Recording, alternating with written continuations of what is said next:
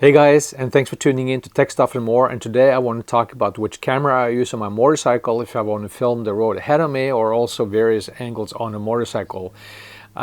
Typically I don't like to use a camera at all. I just like to be riding my motorcycle, but once in a while I go on trips on maybe on some gravel roads or through forest or something where I really like to have a GoPro type filming ahead of the motorcycle. But I've been using a GoPro for years, and I used it on longer trips as well to do filming from the motorcycle, and the video quality is great, and it's a very nice little action camera. I just hate that it just locks up sometimes, and you just never know when it's going to happen. And I've been going on rides where I've been filming for a long time, and I come home and it just turns out that it hasn't been filming at all. Or usually, you know, on the bike, actually, when you look at the camera, you just see that it's all frozen or something. So that's not really acceptable for this type of filming. You have to have something that's more reliable. So I went with the Insta360 X3, and I'm just stoked about it. I'm very, very happy. I had this now for about a year or so, and I've been testing it a few times and trying it on the bike on various rides. So what I like about this is that you can mount it many places on the bike.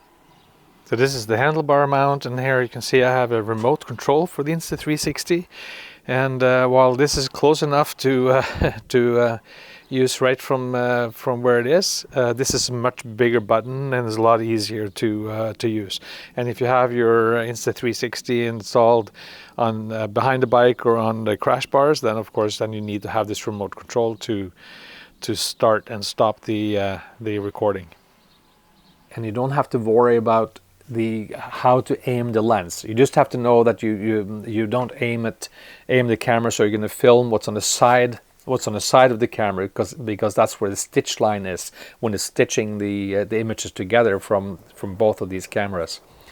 But other than that, you can reframe it after, you can zoom it in and out, and it gives you a lot of flexibility. So that's what I really like about it. Also the video quality. I think I have this one set to 5.7K at 30 frames per second, and you can also set it in a mode for slow motion. It has some hyperlapse. It has a few different fun things you can do with this, and you can also set it on HDR. But if you do that, I recommend that you only do that on a nice bright sunny day. Otherwise, the quality is not the greatest. So I just keep mine on the regular video mode. You can also take pictures with it, but it's not what I prefer. I prefer to use my iPhone for taking pictures to the Insta, really, because then you're behind the camera and you can frame it as you want anyway, so there's really no need to use the Insta for that.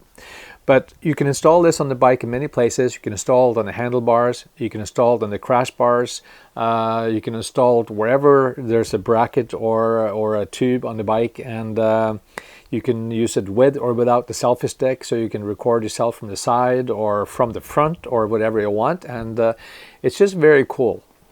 It's a fun toy, that's for sure.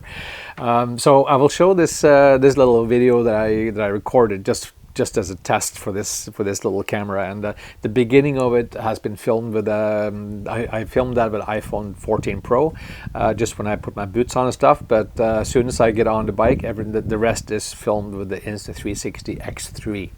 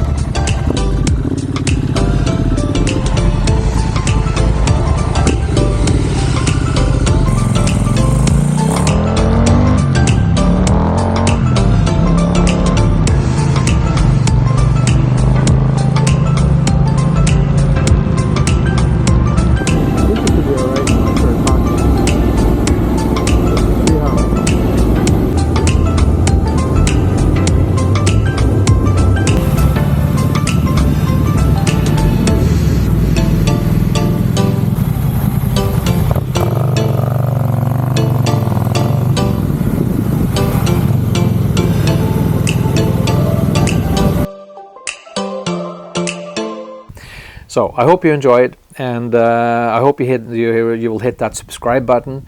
There will be more interesting reviews coming on both on radio gear and also on gear I use when I'm riding my motorcycle. Any kind of tech stuff, really. Thanks a lot for watching.